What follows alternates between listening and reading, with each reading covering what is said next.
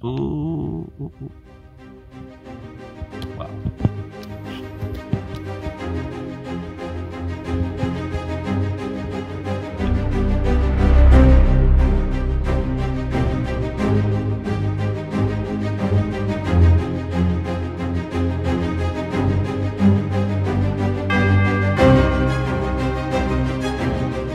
Siamo in una necropoli della tarda età del ferro a Casal Romano, siamo in piena pianura padana. È un momento di trasformazioni, ci sono i romani, i contatti sono continui e lo si vede dalle tombe che si stanno scavando, eppure il retaggio celtico resta molto forte ed è molto emozionante vedere il momento che appunto ci permette di intravedere il retaggio celtico. La vediamo questa spada che è curvata ritualmente, insomma era una pratica molto tipica all'epoca, che sta emergendo proprio dallo scavo. Una volta studiata, una volta messo in luce il corredo che già inizia a trasparire da questa situazione proprio di inizio scavo della tomba, si potrà confrontarle con le altre tombe che sono già scavate e che rappresentano veramente un ritrovamento molto interessante in quest'area. Ci troviamo a Casal Romano, in provincia di Mantova, e siamo su un sito archeologico, un cantiere archeologico che ha restituito un'importante necropoli della tarda età del ferro. Siamo nella cultura di Laten, tardo Laten, tra la seconda metà del secondo secolo a.C. e l'inizio del primo secolo a.C. Qui ci troviamo di fronte a una delle sepolture che stiamo scavando in questi giorni. È in un momento di passaggio, diciamo, stratigrafico tra il riempimento primario e tutto quello che è successo nel momento in cui la tomba è stata chiusa. Come sempre, anche per le altre naturalmente, è stato praticato un taglio quadrangolare abbastanza ampio, dopodiché hanno posizionato il corredo. In questo caso abbiamo vari tipi di vaso, varie tipologie, da elementi molto più piccoli e con forme particolari, elementi in ferro come queste fibuli qui. Qui c'è l'impronta ancora di un coltello che abbiamo cominciato a estrarre, perché in questo momento adesso saremo nella fase di prelevo del corredo. In questa parte qua vedete la riduzione di ossa. Questo cosa significa? Il rituale di sepoltura praticato in questa necropoli era quello dell'incinerazione. Dopodiché facevano una raccolta selezionata dei frammenti ossei che venivano comunque posizionati all'interno della sepoltura propriamente detta, con una serie di elementi di corredo. Solitamente si tratta di frammenti di elementi ceramici interi di varia tipologia. Nelle varie tombe che abbiamo scavato ne abbiamo trovati da 2-3 fino a anche 5-6 oggetti ceramici, ripeto, interi, in posizione variabile, comunque diciamo sempre dalla metà, procedendo verso quella che sarebbe, tra virgolette, la testa del defunto. Dico la testa del defunto perché sulla base della disposizione invece del materiale metallico le lame erano tutte rivolte verso sud e le impugnature invece tutte rivolte verso nord. Quindi la tipologia di sepoltura in questo momento stiamo ancora indagando il corredo, nel senso che vediamo la parte più superficiale e che intendiamo asportare anche per la delicatezza delle ceramiche che abbiamo incontrato. Sembra un coltello a lama singola, si vedono ancora molto bene i ribattini dove era attaccata l'immanicatura, soprattutto dalla parte, eccola lì, perfetto. È lievemente piegato, quindi probabilmente c'è stata anche una defunzionalizzazione dell'oggetto. Sì. Naturalmente gli oggetti andranno sotto restauro, per cui si potrà vedere sicuramente qualcosa di meglio, si coglieranno dei dettagli che in questo momento il processo di ruggine, soprattutto sui metalli ferrosi, è abbastanza importante in questi terreni qui. Il cantiere è stato aperto in seguito ad un progetto che è stato avviato tra il 2021 e il 2022, principalmente nel 2022. Abbiamo visto la collaborazione della Direzione Generale Archeologia, Belle Arti e Paesaggio per i fondi e anche dell'Istituto Centrale per l'Archeologia. In particolare questo progetto nasce per implementare delle schede particolari sulla geofisica nel Geoportale Nazionale per l'Archeologia. Quindi non è una scoperta casuale? Non è una scoperta casuale, però non ce l'aspettavamo neanche di queste proporzioni, ecco. La necropoli è inquadrata nella tarda età del ferro. Qui in questa zona della pianura padana stanziavano i Celti in questo periodo, sono i Celti galli-cenomani. Diciamo che arrivano i Celti in questa zona più o meno intorno al IV secolo a.C. e sono delle popolazioni guerriere, questo ce lo dicono ovviamente anche le tombe che troviamo. Importantissime necropoli dell'età celtica, ma precedenti a questa, quindi parliamo del III secolo a.C., IV-III. Per esempio qua in zona è quella di Carzaghetto, nel comune di Canneto sull'Oglio, e in questo caso le tombe, anche se purtroppo non scavate scientificamente, ne sappiamo veramente poco dello scavo, però erano sicuramente degli inumati. Quindi abbiamo già un indizio della cultura che comincia un po' a cambiare. I galli cenomani intorno al III-II secolo a.C.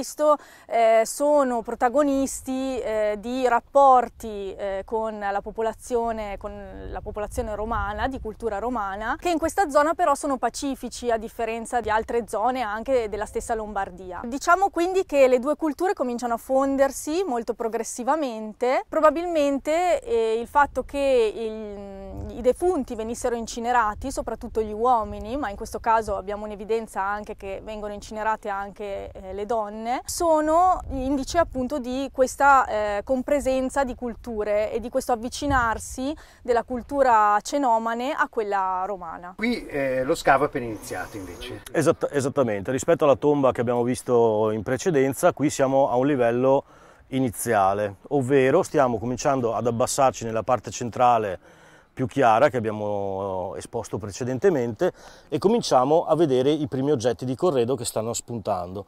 Qui abbiamo parte della riduzione di ossa, mentre qui un oggetto metallico, probabilmente una fibula, mentre qui vediamo già il profilo di quella che dovrebbe essere la spada.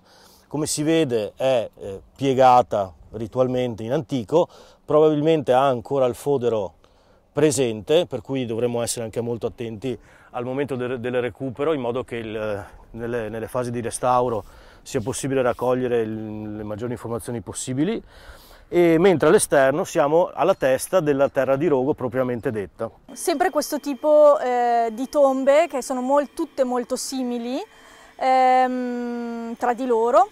Le uniche che un po' si differenziano sono proprio queste centrali, quindi quelle dell'anno scorso e queste che stiamo scavando ora, questa tomba femminile che ha restituito un coltello, della ceramica, e ci sono anche delle fibule in ferro. E poi qui si vedono i resti dell'incinerazione. Questa è una tomba più piccola, come si può vedere, delle altre, che affianca però le due importanti che abbiamo già trovato l'anno scorso. Si tratta molto probabilmente di una tomba femminile e è caratterizzata dalla presenza di questo monile, probabilmente una collana formata da tutti questi pendenti in pasta vitrea che sono molto caratteristici della cultura cenomane e della cultura latena anche in questo periodo tardo. E in questo momento stiamo procedendo all'asportazione del corredo, quindi c'è una pulizia estremamente di dettaglio per arrivare a isolare l'oggetto quanto più possibile, che sia una corretta via di mezzo tra l'esposizione massima e la preservazione della forma. Quindi andremo a estrarre l'oggetto con una sorta di panetto di terra all'esterno. Allo stesso modo, quando è possibile, come si vede in questa ceramica qua, cerchiamo di non andare a scavare all'interno del vaso, perché potrebbero esserci presenti delle offerte che noi a livello macroscopico non vediamo, ma invece con delle analisi di laboratorio specifiche possono essere ritrovate. Abbiamo trovato una moneta di età romana, repubblicana, quindi già testimoniando una sorta di passaggio, diciamo, culturale, una commistione tra una parte propriamente celtica, ma anche dei contatti con le genti romane, che era già iniziato ed era comunque già stabilito in questa zona. Parte del lavoro, diciamo così, è stato pianificato grazie a un'attenta campagna strumentale, possiamo dire. Sì, abbiamo fatto una campagna di indagini geofisiche che non è stata limitata ovviamente a questo sito, in quanto è un progetto in collaborazione con la sovrintendenza locale, e l'obiettivo non è stato, come tradizionalmente si fa, focalizzarsi su un singolo sito di interesse, ma era quello di testare, sebbene considerando larghi areali, considerare diverse tipologie di evidenza. L'obiettivo è anche quello, anche alle luci delle nuove direttive dell'Istituto Centrale per l'Archeologia, è anche quello di promuovere l'impiego di indagini non invasive. Quindi testare su diverse tipologie di siti e in diversi contesti pedologici essenzialmente era l'obiettivo primario. Ad esempio questo sito qui è stato un sito che inizialmente è stato individuato grazie a immagini satellitari.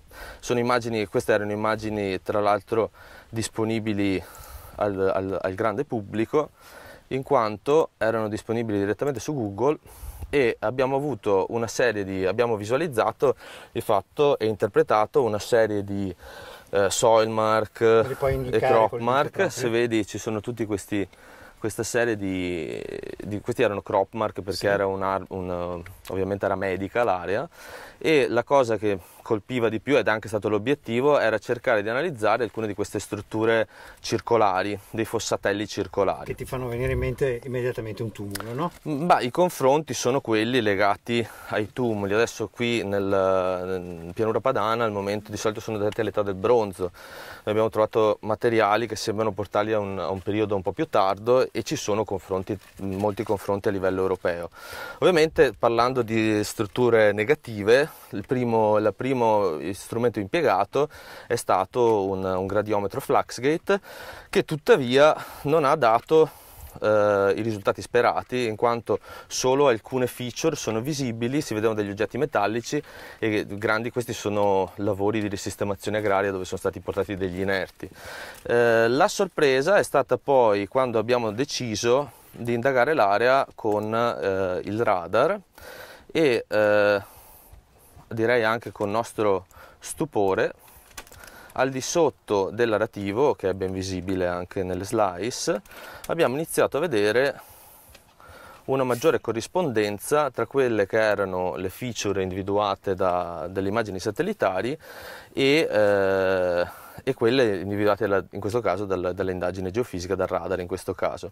E in particolare l'indagine georadar ha portato a vedere moltissime anomalie, feature di interesse, diciamo, non solo i due cerchi ed alcuni elementi relativi ad essi, ma abbiamo individuato una serie, diciamo che è pieno di fosse e buche di qualsiasi tipo, e abbiamo trovato una serie di fosse, che sono esattamente queste, molto quadrangolari, che ad un'analisi più accurata corrispondevano esattamente alle anomalie individuate dal magnetometro. Quindi noi abbiamo potuto notare una corrispondenza tra alcune di queste fosse e alcune anomalie magnetiche decisamente intense. Di solito questi oggetti sono oggetti metallici che risultano delle operazioni agricole, pezzi di macchinari lasciati sul campo, diciamo. Ma ovviamente, data la coincidenza, abbiamo deciso di passare alla seconda parte del progetto, che era quella di ovviamente mettere a confronto i risultati di queste indagini non invasive con le indagini invasive e distruttive. Questo è uno scavo che ha coinvolto il territorio, si dice ormai sempre, è obbligatorio dirlo. questa volta è vero. Sì, in questo caso noi effettivamente abbiamo una collaborazione molto stretta e vengono davvero ad aiutarci in modo fattivo, quindi in questo caso hanno portato loro dei setacci per passare minuziosamente al controllo tutta la terra di risulta delle tombe. Qui c'è il volontariato archeologico all'opera, cioè sia tutela del territorio sia lavoro sul campo senza andare a rubare il lavoro a nessuno. Ecco, questa è l'essenza del volontariato come dovrebbe essere. Certo, proprio in virtù della convenzione che abbiamo firmato con la soprintendenza, noi ci muoviamo sul territorio, facciamo ricerche di superficie, inoltre da parecchio tempo io ho iniziato l'esame delle foto satellitari di Google e abbiamo implementato questo tipo di lavoro anche con l'uso di un drone e abbiamo recuperato centinaia di evidenze che ci dicono che la ricchezza archeologica di questo territorio. Ma voi siete anche un occhio sul territorio, proprio sulla tutela del territorio stesso. Esattamente, ovviamente come lei si rende conto lo scarso personale delle soprintendenze non può essere capillarmente sul territorio, cosa che invece possiamo fare noi con segnalazioni tempestive e soprattutto con una mappa online che è accessibile anche ai funzionari della soprintendenza, quindi in tempo reale quando noi mettiamo un punto loro sono in grado di vederlo immediatamente. Ecco, una domanda dalla non semplicissima risposta è: perché la necropoli è qui? Questa è una domanda che purtroppo al momento non è che abbiamo grosse risposte, possiamo solamente dire che è un luogo ricchissimo di evidenze archeologiche e appartenenti a diverse cronologie, quindi è di sicuro un luogo di una certa importanza.